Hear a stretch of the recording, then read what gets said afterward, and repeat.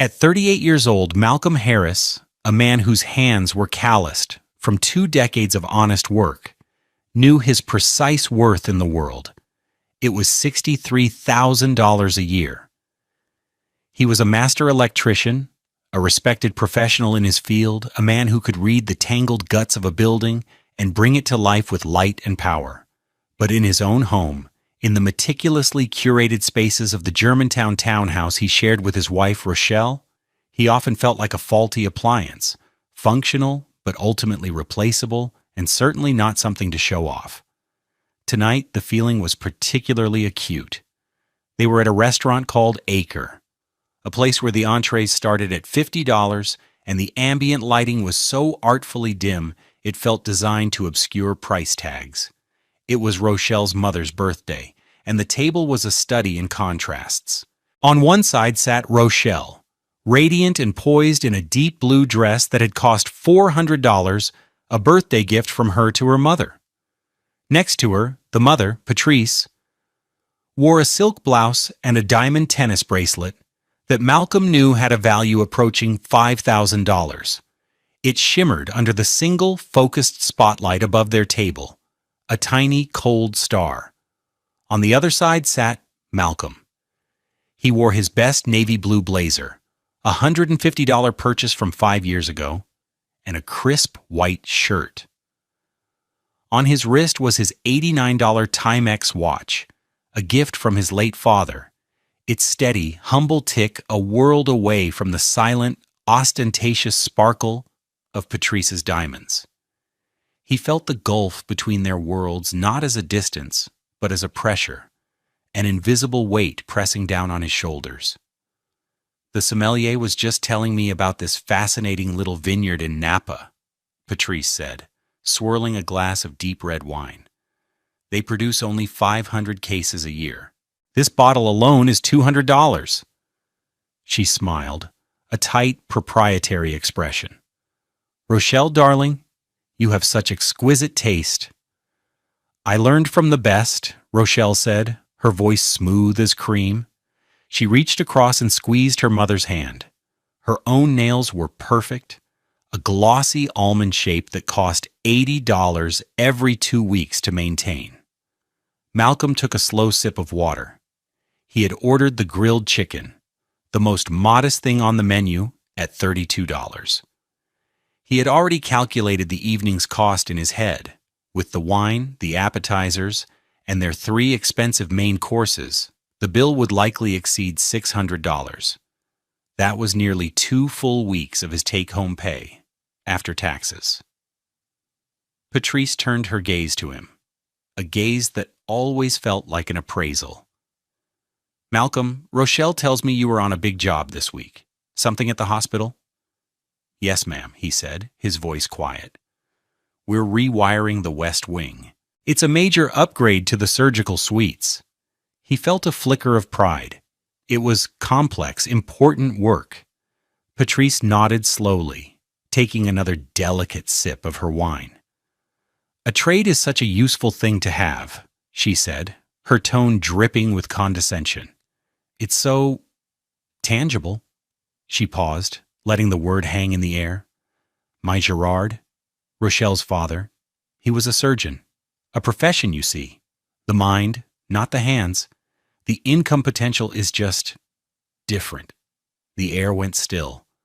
Malcolm felt a familiar hot flush creep up his neck. He looked at Rochelle, waiting for her to say something, to defend him, to bridge the gap her mother had so casually blasted open.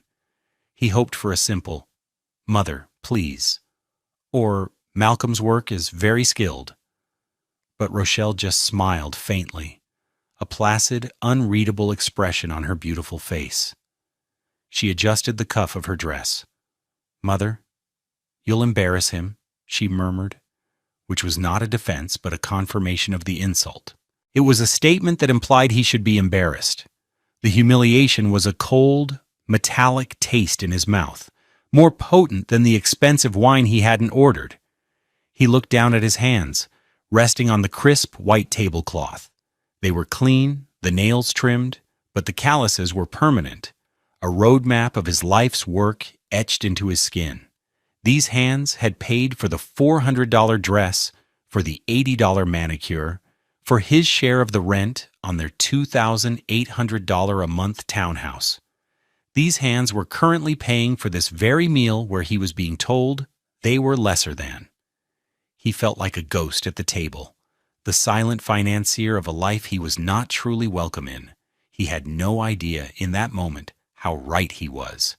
He had no idea that the money from his hands was flowing away from him in a secret, silent river, and that the woman smiling beside him was the one directing its current. What Rochelle and her mother didn't know was that Malcolm's quiet nature wasn't a weakness. It was a habit of observation. He had been taught by his father, a man of few words and profound wisdom, to watch and to listen before acting, and he had been watching for a very long time. 7 years ago, their life had been entirely different. It had been built not on the glossy pages of magazines, but on the solid foundation of shared dreams and a carefully managed budget. They had lived in a small 2-bedroom rented house in the heart of Orange Mound, a neighborhood rich with Black history and a sense of resilient community. The rent was a manageable $1,200 a month. The house had old bones and a few quirks, a screen door that squeaked, a floorboard that groaned in the hallway. But to Malcolm, it was perfect. It was a home. He remembered those early days with a clarity that felt painful now. He would come home from a long day, his work boots leaving dusty footprints on the welcome mat, and the smell of Rochelle's cooking would greet him at the door. She made a chicken pot pie that could make a man forget every trouble he'd ever had. They would sit at their simple, second-hand wooden table, a $75 find from a thrift store, and talk for hours. Their biggest shared project was the house jar. It was an old pickle jar, washed clean, that sat on the kitchen counter. Every Friday, without fail, they would each contribute $50 in cash. It was a ritual. Malcolm would pull 2 20s and a 10 from his wallet, and Rochelle would do the same. They'd fold the bills together and push them through the slot in the lid. Sometimes when he got an overtime check, he'd add an extra 100. "That's another window for our future living room," he'd say. And she would kiss him, her eyes bright with a future he believed they both wanted. Their evenings were simple. They'd watch shows on their modest 32-inch television, a Sanyo model that had cost them $250. They'd take walks in the evening, holding hands, talking to neighbors who sat on their porches. Life was measured in shared laughter and the slow, satisfying growth of the money in the jar. The change began subtly, a slow tide creeping in. It started with Rochelle's new job. She was hired as a junior account executive at a chic public relations firm downtown. The office was in a sleek glass tower that reflected the sky, a world away from the dusty construction sites where Malcolm spent his days. She started talking about her colleagues, about their lives, their cars, their vacations. Jennifer's husband just bought her a new Lexus for their anniversary, she'd mentioned casually over dinner. Or, Brenda and her family are summering in the Hamptons. Can you imagine? At first, Malcolm saw it as simple aspiration. "We'll get there, baby," he'd say, squeezing her hand, "one step at a time. We just have to stick to the plan." But the plan, their plan, began to feel like it was only his. The first major crack in their shared foundation came with the car. Rochelle's 10-year-old Honda Civic was starting to have problems. Malcolm, ever practical, spent a week researching. "I found a great deal on a 3-year-old Toyota Camry," he announced one evening, proud of his diligence. "It's got low mileage, great safety rating, only $16,000. We can pay for half of it from our savings and have a really small loan." Rochelle looked at the printout he handed her with a distinct lack of enthusiasm. "A Camry, Malcolm? It's beige." "It's reliable," he countered. "It'll last us 10 years. "I don't want to drive a beige car for 10 years, she said, her voice sharp. My boss drives a Mercedes. The interns drive new Volkswagens. I can't show up to client meetings in a used beige Toyota. It's about image. The argument went on for days. It was their first real, prolonged fight. Her mother got involved, of course. A man should want his wife to have the best, Patrice had said to him over the phone, her voice dripping with judgment. In the end, Rochelle won. She had found a gleaming white BMW 3 Series at a dealership in Germantown. It was a certified pre-owned. But it still cost $43,000. To cover the significant down payment, she suggested they use the money from the house jar. But that's for our house, Malcolm had protested, his heart sinking. The jar was more than money. It was a symbol. A house is years away, Malcolm, she'd said, her tone dismissive. This is about my career right now. It's an investment in our future, a better future. He had relented.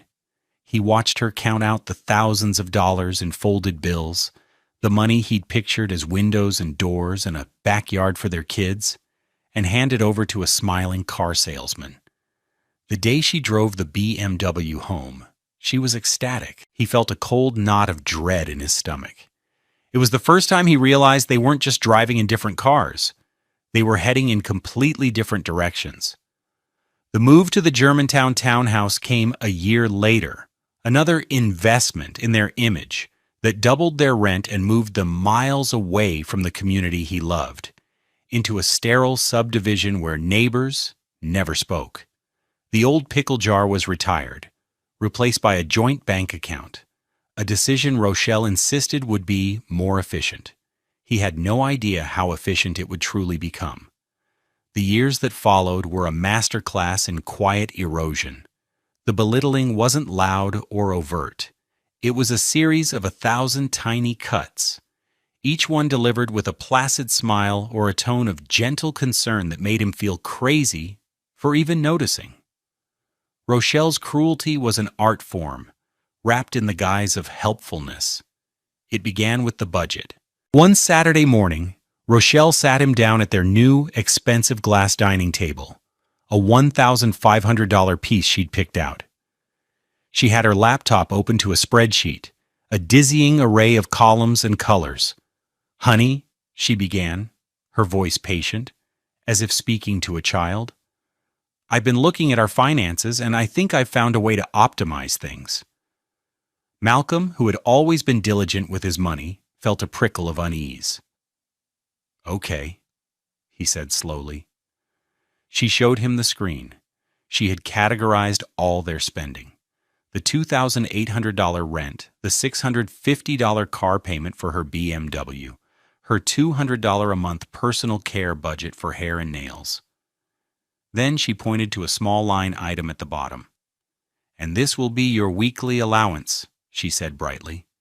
He stared at the number. $75. "My allowance?" he repeated, the word tasting like ash in his mouth. "Rochelle, I make $63,000 a year. I don't need an allowance." "Oh, sweetie, it's not like that," she said, her condescension perfectly pitched. "It's just that you deposit your whole paycheck into the joint account, and then I'll manage all the bills and the savings. This way you don't have to worry about a thing. It's just walking around money for you. For lunch, gas, whatever. I'm capable of managing my own money, Rochelle." "I know you are," she said, placing a cool hand on his arm. "But you're not a numbers person, Malcolm. You think about wires and circuits. I think about the big picture, compound interest, investments. Let me handle this. It's for us." He felt trapped. To argue would make him seem difficult, controlling. To agree felt like a surrender of his manhood. He looked around the pristine townhouse, at the furniture he was paying for but hadn't chosen, and he felt a profound sense of powerlessness. He agreed. From that day on, his entire paycheck was direct deposited into an account she controlled, and he was handed a small amount of cash each week like a teenager. The insults became more frequent, always veiled. When his work boots, which he always took off at the door, left a small smudge of dirt on the beige travertine tile. She sighed dramatically. I just had the cleaners here, Malcolm. They cost $180, you know. It was never. Honey, can you be more careful?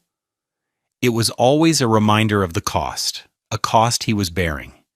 Then came the incident with the promotion. Malcolm had worked tirelessly on a complex project for a new biotech firm. His boss had been impressed, and he was given a raise, an extra $5,000 a year. It wasn't a fortune, but it was a recognition of his skill and dedication. He came home that evening buzzing with pride. The first time he'd felt that way in months. He found Rochelle in the living room, scrolling through her phone. I have great news, he said, unable to keep the excitement from his voice. I got a raise today, $5,000. She looked up from her screen, her expression blank. She didn't smile. Oh, she said, her focus already returning to the phone. Is that all? The words hit him like a physical blow. Is that all? He had expected a hug, a celebration, maybe an offer to go out to their old favorite pizza place. Instead, his achievement was dismissed in 3 words. Well, I mean, it's nice, honey, she added, as if sensing she'd gone too far. But after taxes, it's really not that much, is it? It won't even cover the property tax increase if we ever buy a place in this neighborhood. Later that week, he overheard her on the phone with her mother. He was in the garage, putting his tools away, and she was in the kitchen with the window open. Her voice carried clearly on the evening air. Yes, a raise? She was saying, her tone weary. I know, Mother. It's a drop in the bucket. He works so hard for so little. Honestly, I don't know how he does it. He'll never make real money, you know? Not professional money. Each word was a nail in the coffin of his pride. He stood there in the dim light of the garage, surrounded by the tools that defined him, and felt a hollowness so vast it threatened to swallow him whole. He was just a funding source, a drop in the bucket, for a lifestyle he wasn't even enjoying. The worst was the constant refrain about his dependence on her. He had friends, a good relationship with his brother, a solid community of guys he worked with. But Rochelle had systematically isolated him from them. His friends were too rough. His brother's family lived too simply. She made it clear she didn't enjoy their company, so he saw them less and less, just to keep the peace. What would you do without me to manage everything? She'd say with a little laugh when the utility bill was paid or the car was registered. She framed his life as a chaotic mess that only her superior intellect could keep in order. He started to believe it.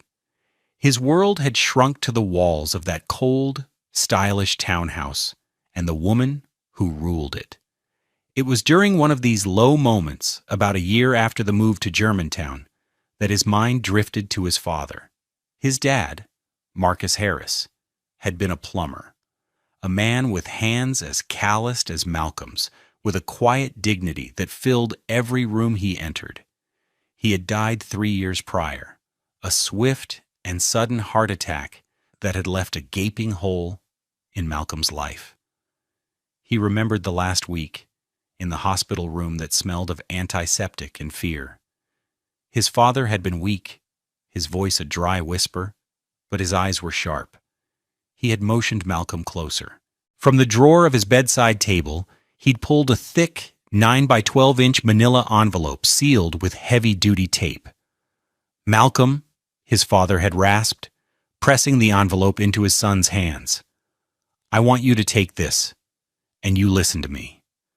Don't you open this until she breaks you. You hear me? Not until you feel like you've got nothing left and nowhere to turn. I hope to God you never have to open it, son. But I'm not a gambling man, and I don't like her odds. Malcolm had been confused, even a little offended on Rochelle's behalf. Dad, what are you talking about? Rochelle loves me. His father had just shaken his head, a look of profound sadness in his eyes. Just promise me, son. Promise your old man. I promise, Malcolm had whispered. He took the envelope and, after the funeral, placed it in a safe deposit box at his bank.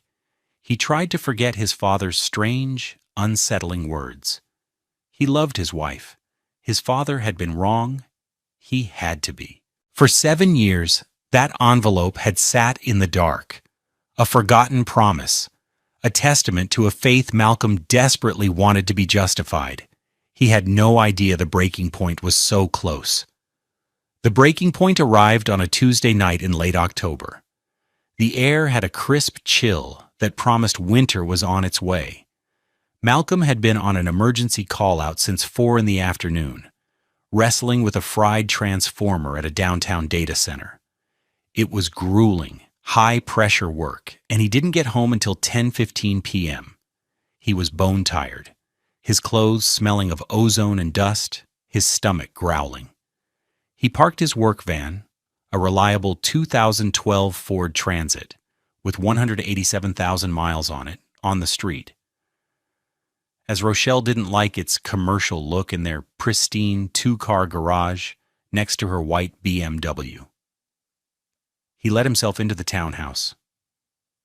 The silence was immediate and absolute. The lights were low, casting long, elegant shadows from the expensive furniture. The air was cool, scented with a faint, artificial vanilla from a $90 plug-in diffuser. It never smelled like a home. It smelled like a hotel lobby. He took off his steel-toed boots on the mat, his movements quiet by long habit. As he walked down the hall toward the kitchen, he heard the faint murmur of a voice. It was Rochelle, in the living room. As he got closer, he realized she was on speakerphone. He paused at the edge of the hallway, hidden in the shadows. A sudden, inexplicable instinct telling him to stop and listen. "I just don't understand why he has to be so dramatic about money all the time," Rochelle was saying. Her voice was laced with a familiar, weary annoyance. "He's complaining about the savings again. I don't know why he's so stressed. I handle everything." Then another voice, tinny and sharp, through the phone's speaker. It was her mother, Patrice. "Is he getting suspicious?" No, he's not smart enough for that," Rochelle said, with a short, dismissive laugh that cut Malcolm to the quick. "He just sees his little paycheck disappear and gets nervous. He has no idea how much things actually cost." "Just keep moving the money like we discussed," Patrice instructed, her voice conspiratorial. "A little bit at a time, from the joint to your private account. He'll never notice the small amounts. The important thing is to have your own nest egg, darling. You can't be tied to a man who makes $60,000 a year forever." Malcolm's blood ran cold. A private account? Moving money? His mind flashed to the house jar, to the $50 bills he'd so faithfully contributed. He felt a wave of nausea. He was about to step out, to confront her, to demand an explanation, when Rochelle spoke again. Her next words were not angry or conspiratorial. They were delivered with a sigh of utter, final dismissal, the sound of a person brushing away a piece of lint. "Even if he did find out, what's he going to do?" she said. "He'll always come back. He has nowhere else to go." Nowhere else to go. The 4 words echoed in the silent hallway. They landed with the force of a physical blow, knocking the air from his lungs. It wasn't just the betrayal of the money. It was the casual, confident cruelty of that statement. It was the summation of their entire life together. His love misread as weakness, his loyalty as desperation, his very presence as a matter of convenience. She didn't just think he was simple. She thought he was trapped. In her eyes, he was a stray she'd taken in, and he should be grateful for the shelter. He didn't make a sound. He backed away, his movements as silent as a shadow. He turned and walked out the front door, closing it softly behind him. The cool night air hit his face, but he barely felt it. He was numb, hollowed out. The man who had walked into that house 10 minutes ago was gone. In his place was someone else, a stranger forged in the cold fire of those 4 words. He got back in his work van. He didn't drive aimlessly. He drove with a singular, chilling purpose. He drove to the First Fidelity Bank on Poplar Avenue, the branch where he kept his safe deposit box.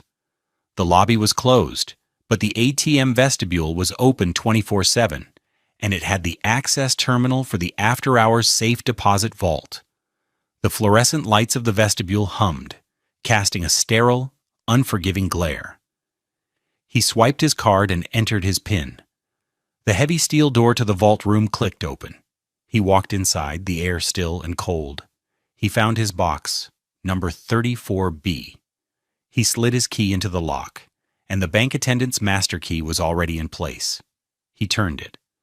The small metal door popped open. He pulled out the long rectangular box and carried it to the small private viewing booth. He sat down, his heart hammering against his ribs. Underneath a few old car titles and his birth certificate was the envelope.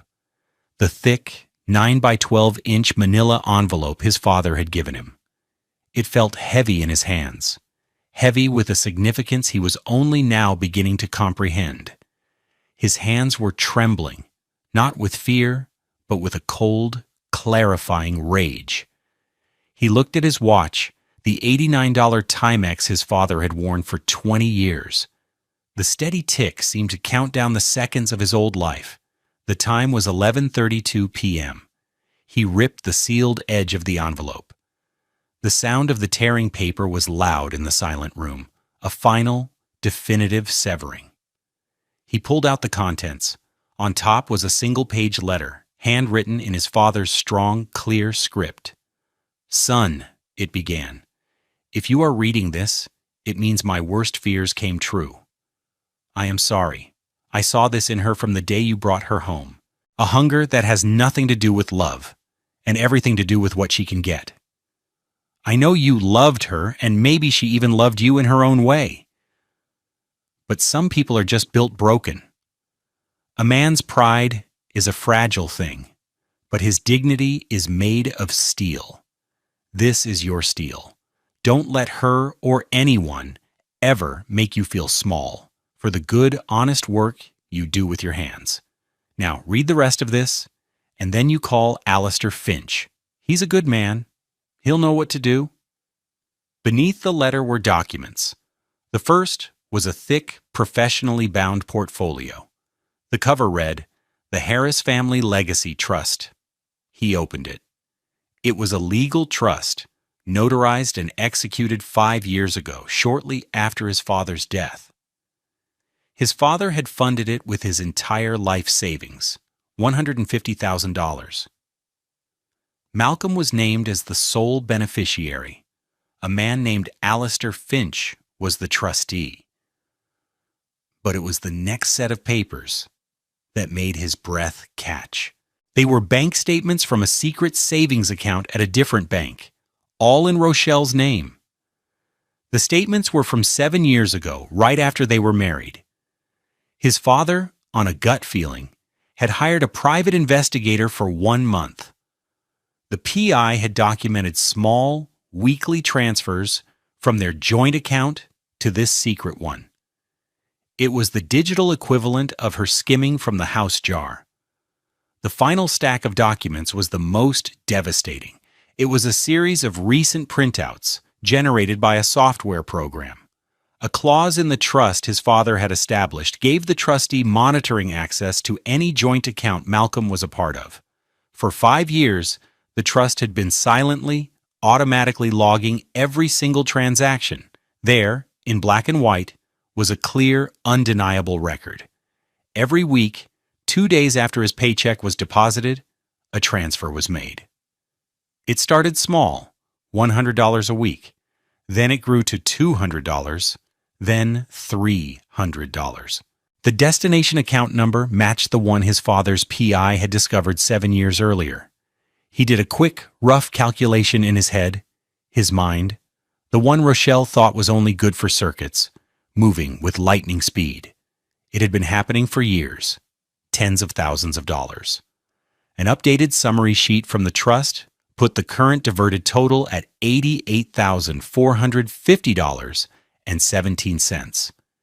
sat there in the cold, sterile light of the bank vault, the evidence of a 7-year lie spread out before him.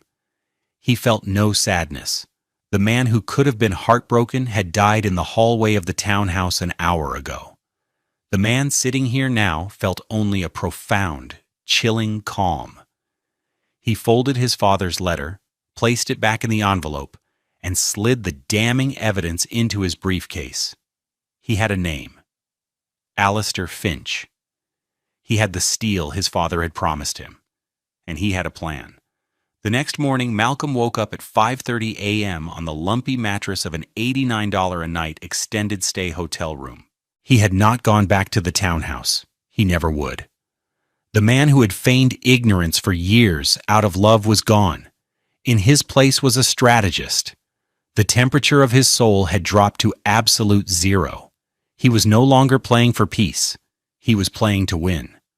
The first phase of his plan was the most difficult. He had to pretend that everything was normal. He had to become the world's greatest actor, playing the part of the oblivious, simple-minded husband Rochelle believed him to be. He started by calling her at 7 a.m. He let the phone ring once, twice, then hung up. A minute later, he sent a text. "Hey, sorry, got called out for an emergency job last night. Major power surge at a warehouse. Just wrapping up now. We'll be home in a bit." It was a perfect lie, plausible and consistent with his work. He spent the next hour at a diner, drinking coffee, and meticulously planning his moves. He used a burner app on his phone to call the number his father had left for Alistair Finch. A calm, professional voice answered on the second ring. "Finch and Associates." "I'd like to speak to Mr. Alistair Finch," Malcolm said, his own voice steady. "My name is Malcolm Harris." There was a brief pause. "One moment, Mr. Harris." A moment later, a new voice came on the line, warm but firm. "Mr. Harris, Alistair Finch here. I've been expecting your call for a long time. Your father was a great man." "He was," Malcolm said, a lump forming in his throat. He quickly swallowed it down. Emotion was a luxury he could not afford. "Mr. Finch, I've opened the envelope." "I see," Finch said. There was no surprise in his voice, only a somber readiness. "The trust is armed and ready, Malcolm. Your father called it the steel.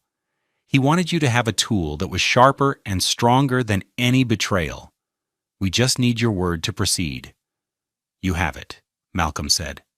"But not yet. I need a few days.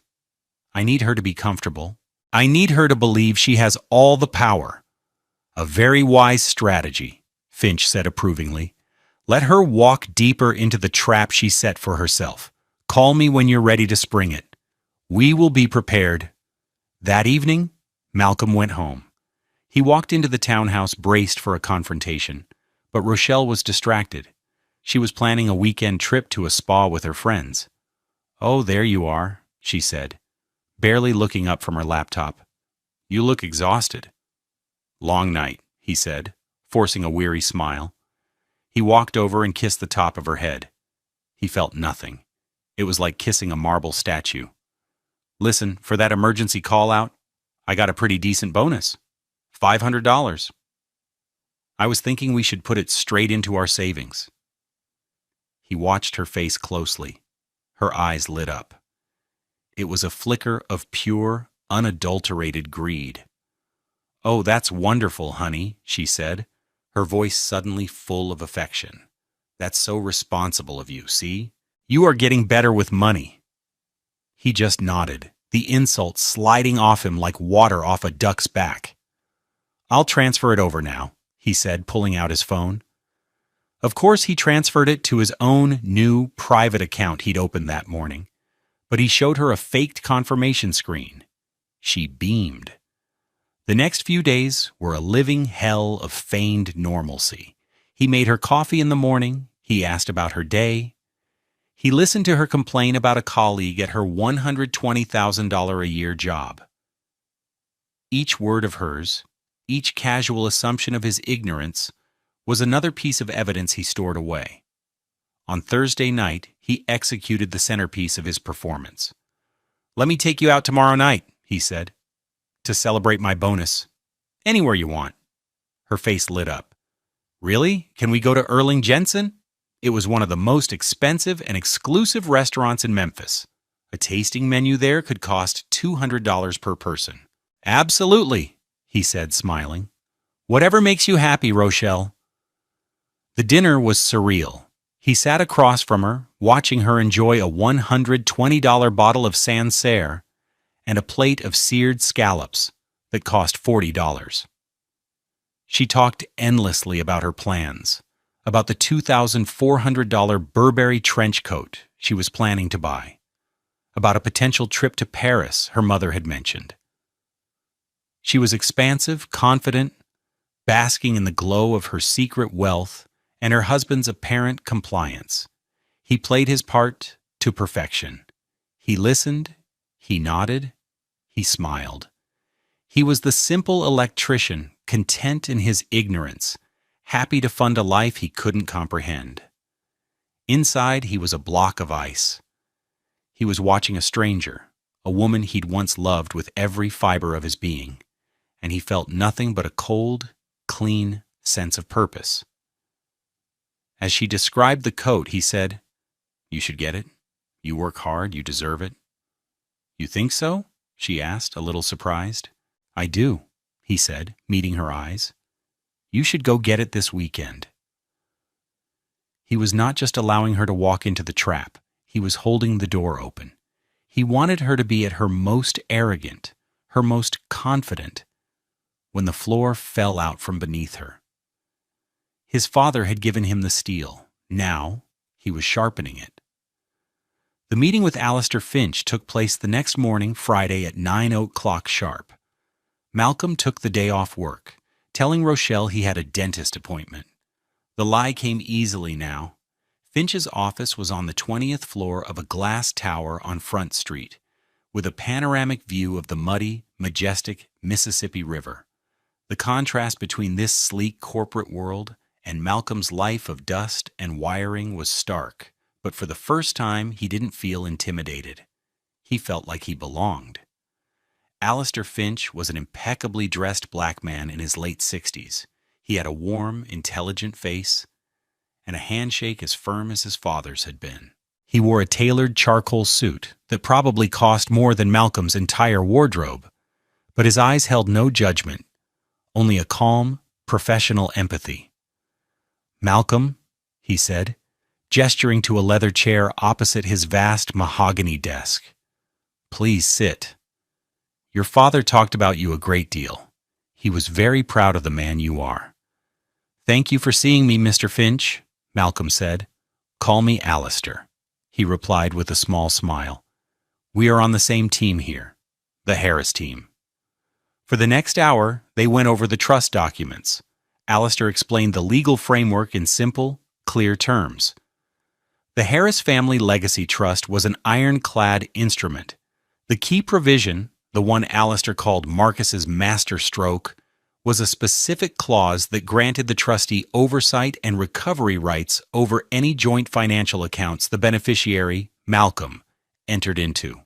"Your father suspected this might happen," Alistair explained, tapping a manicured finger on a highlighted paragraph. "He structured this so the trust wasn't just a gift, it was a shield. When you signed the papers for that joint account with Rochelle, you unknowingly activated this clause. The trust became a silent legal partner in that account, with the power to protect your interest." Alistair's paralegal brought in a thick binder.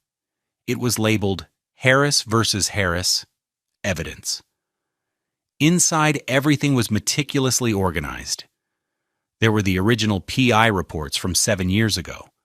There were the complete transaction logs from the trust's monitoring software, showing 364 separate transfers from the joint account to Rochelle's secret account, number 748- ... ending in 5A, at a rival bank.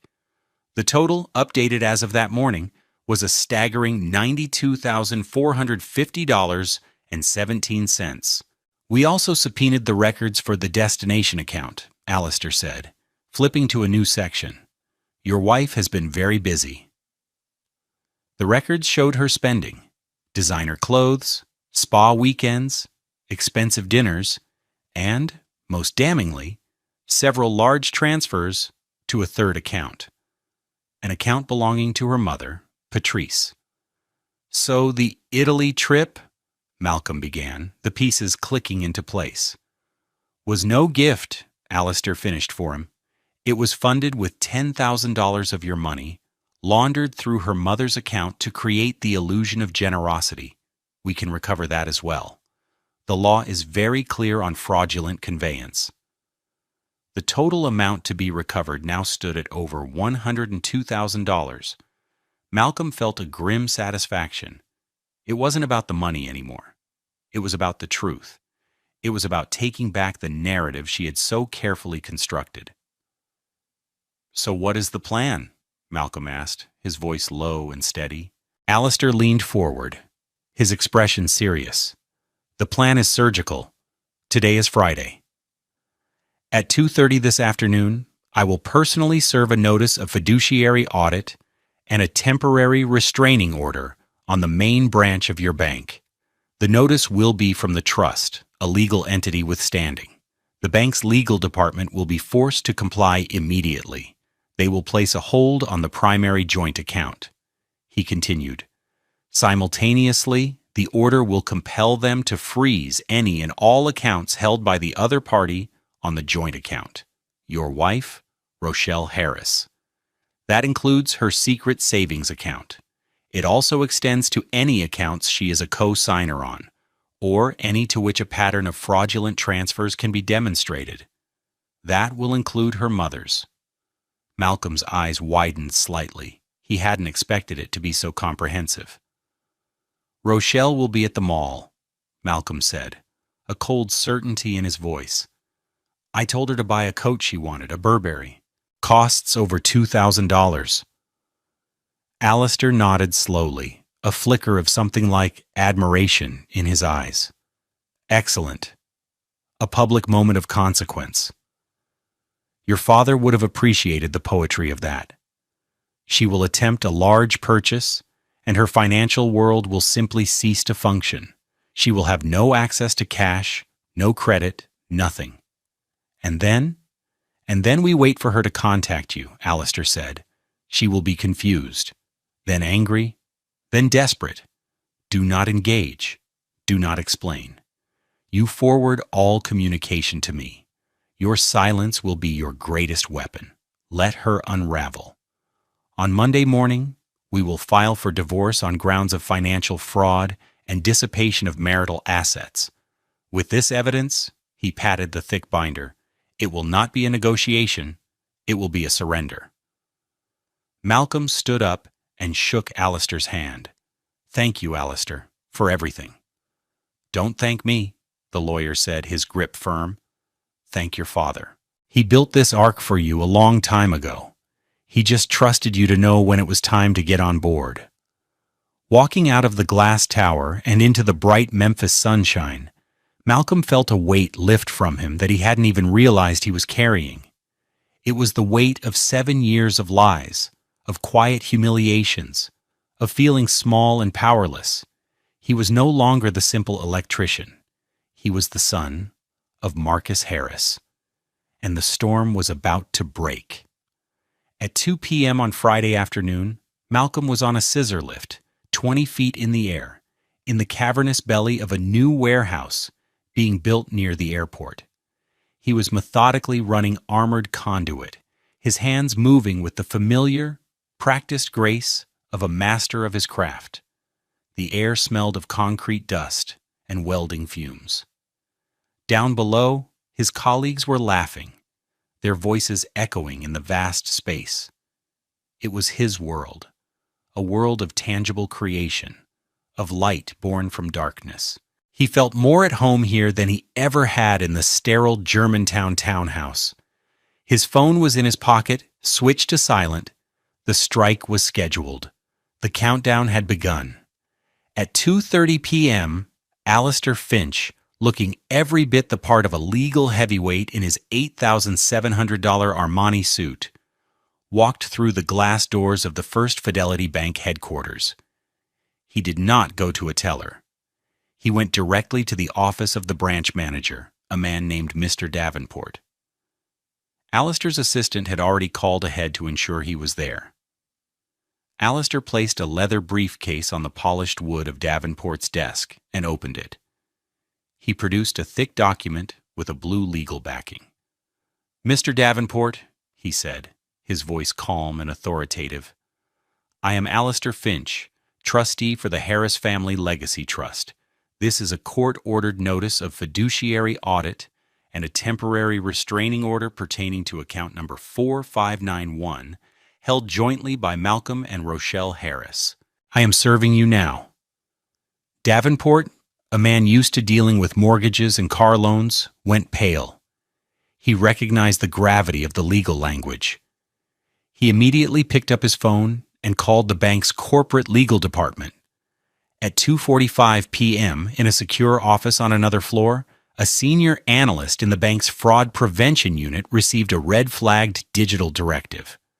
The directive was clear: execute an immediate system-wide freeze.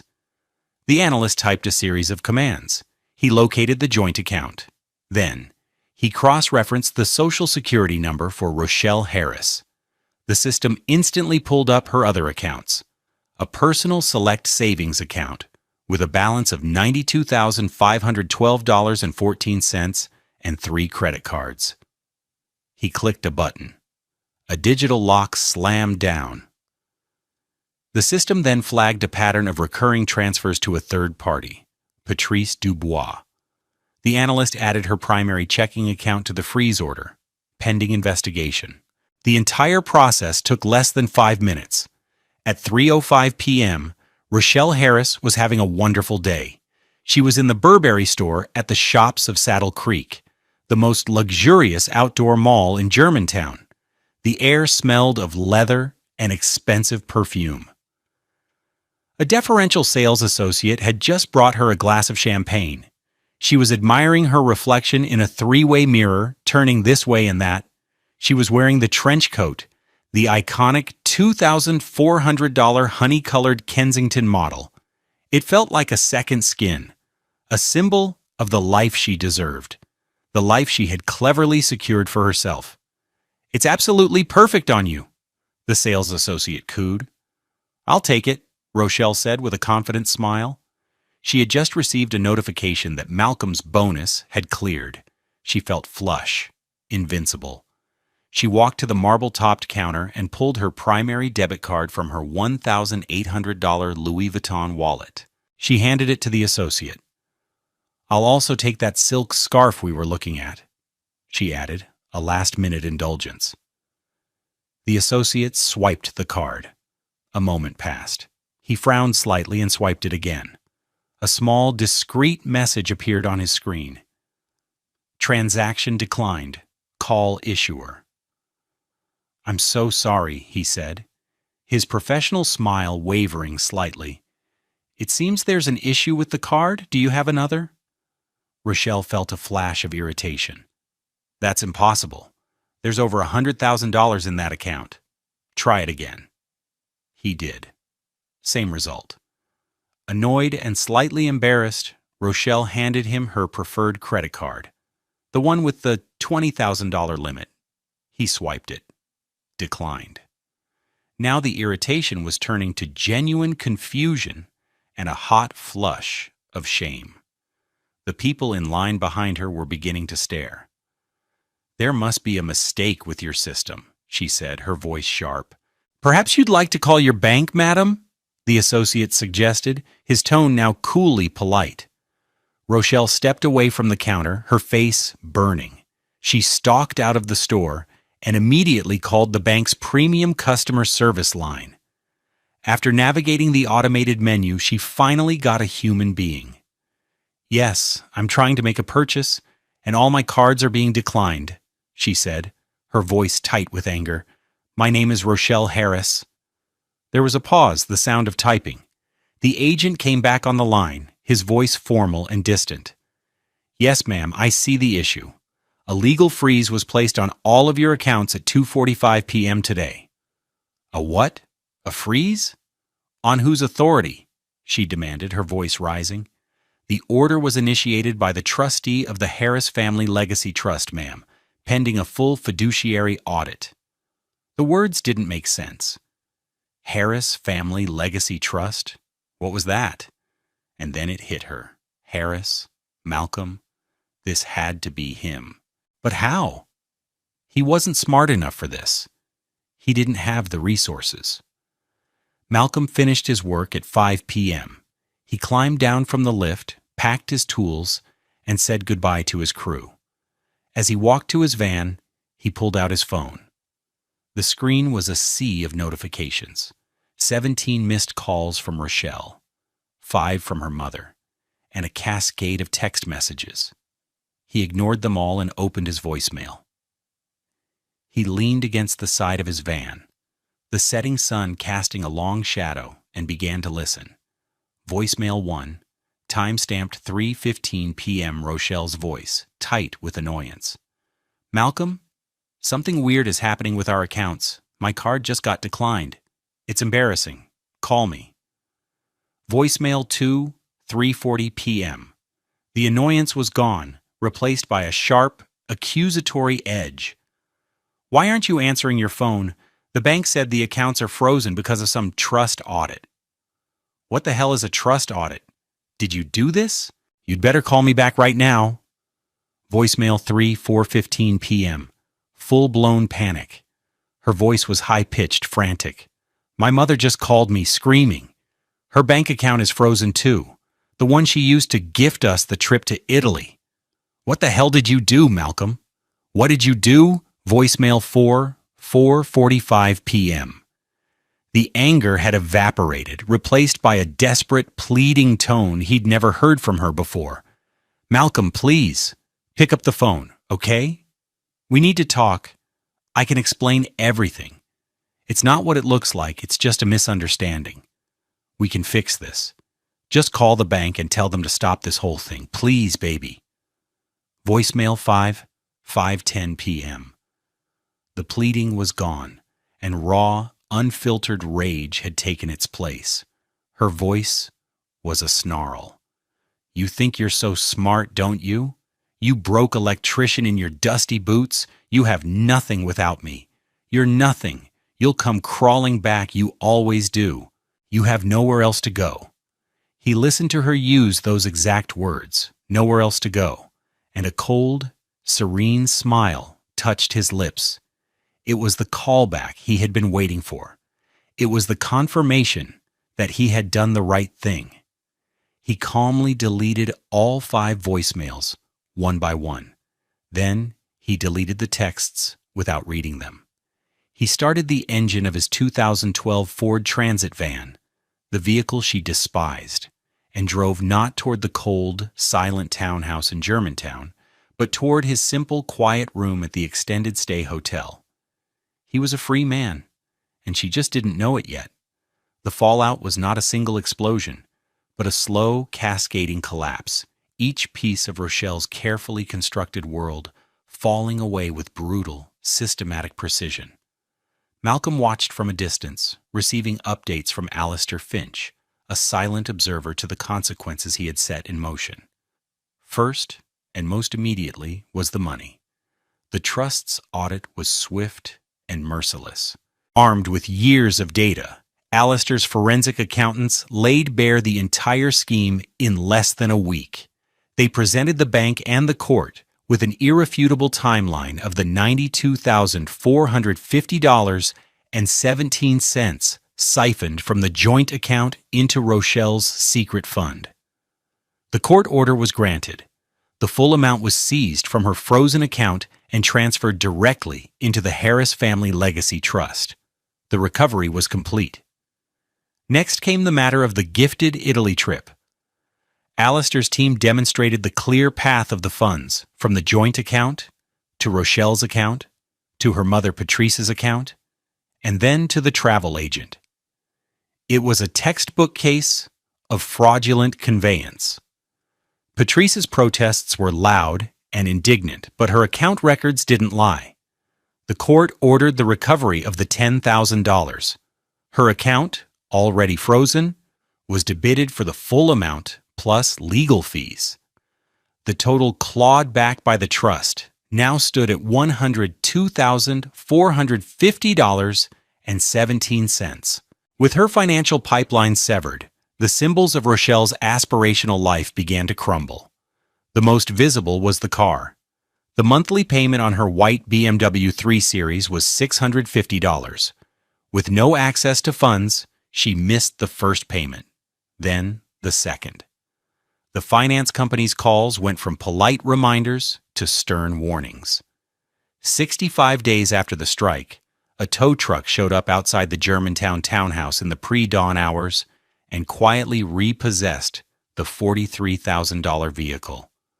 A neighbor saw it happen, and the gossip spread through the manicured subdivision like wildfire. Then came the townhouse itself. The lease, which Rochelle had insisted be solely in her name to build her rental history, was now her sole responsibility. The $2,800 rent for the following month was impossible for her to pay. She pleaded with the landlord, but property management companies in Germantown are not known for their sentimentality. An eviction notice was posted on her door. Within 3 months of that fateful afternoon at the Burberry store, Rochelle was forced to pack her designer clothes and expensive furniture into a moving truck. She was homeless. The divorce was not a battle. It was a formality. Alistair Finch filed the petition on Monday morning as promised, citing financial fraud and dissipation of marital assets. Rochelle, served with the papers and a copy of the 300-page evidence binder, had no defense.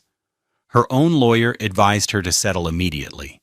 The judge, seeing the overwhelming proof of a long-term calculated deception, granted the divorce swiftly.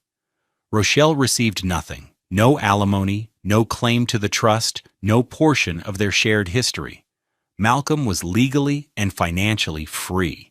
The consequences for her mother, Patrice, were just as severe.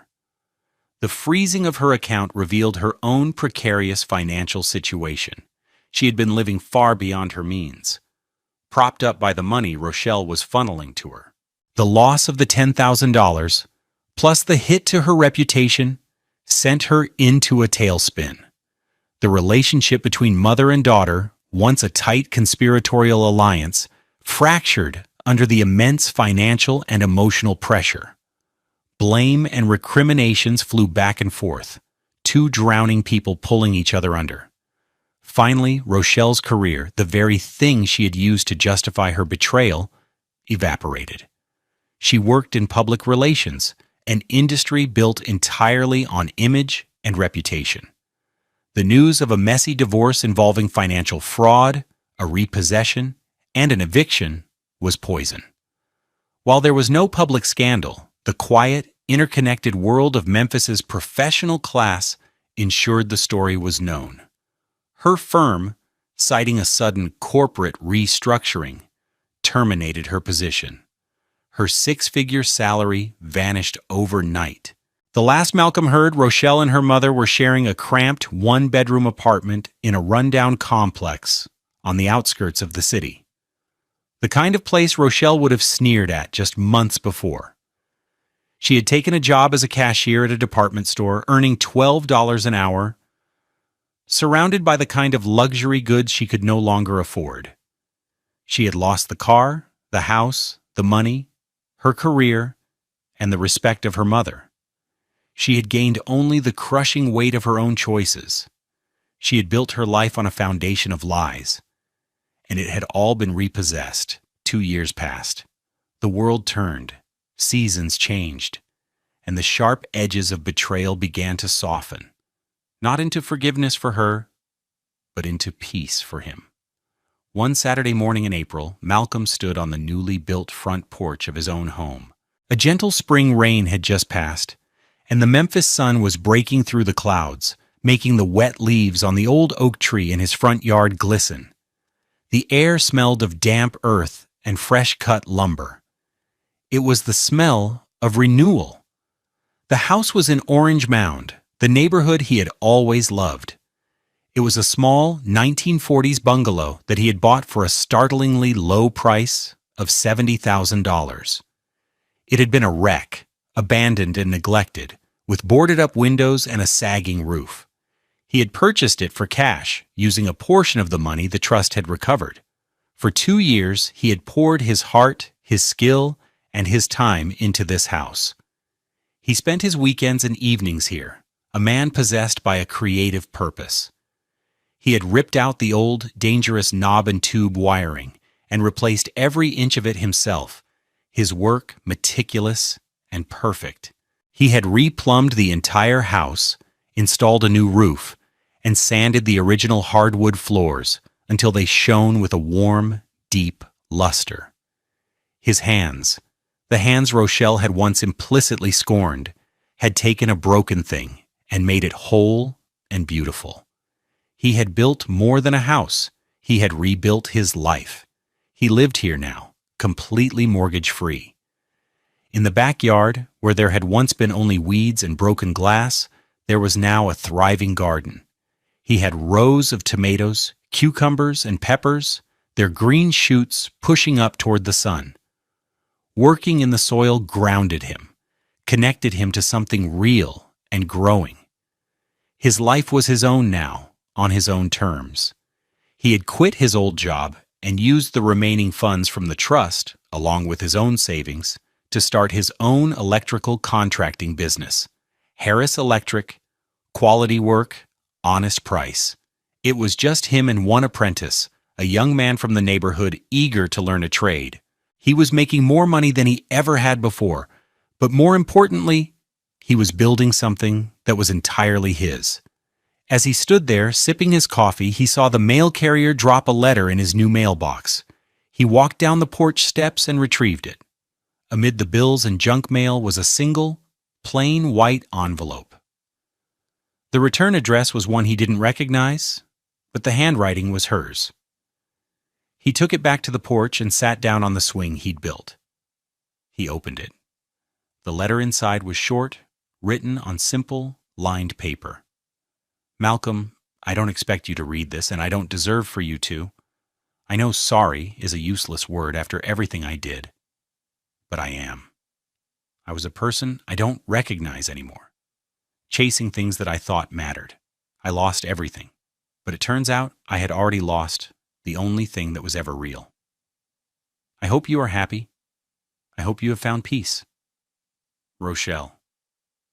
He read the letter twice. There was no anger, no bitterness. Oh, he felt a quiet, distant sadness for the woman who had written it. A woman so lost she had to destroy her own life to find herself. He folded the letter and placed it on the small table beside him. He had forgiven her long ago, not for her sake, but for his. Holding on to that rage would have been like letting her continue to live in his house, rent-free, and he was done with that. He looked out at the street, at the kids riding their bikes, at his neighbors tending their own gardens. He thought of his father, of the incredible, forward-thinking love that had prompted him to forge that envelope of steel. His father had taught him the value of a trade, the dignity of building and fixing things with your own two hands. Rochelle had taught him a different lesson, that true wealth has nothing to do with a $43,000 car or a $2,400 coat. True wealth is self-sufficiency. It's the profound peace of living a life you built yourself, beholden to no one. It's the quiet pride of owning your own roof, your own time, your own soul. A house you resurrected from ruin is a mansion compared to a palace built on lies. This is the foundation of real love, the kind that lasts. It isn't about what someone can give you. It's about what you can build together. Sometimes the path to that love requires you to tear everything down and start over, not with a partner, but with yourself. The most important project you will ever work on is the construction of your own life. Sometimes the deepest betrayals teach us who we were always meant to be. If you've ever had to rebuild your life from the ground up, Let us know in the comments how you found your strength. We believe every story of resilience is a blueprint for hope, and we read every single one. Thank you for being a part of our community.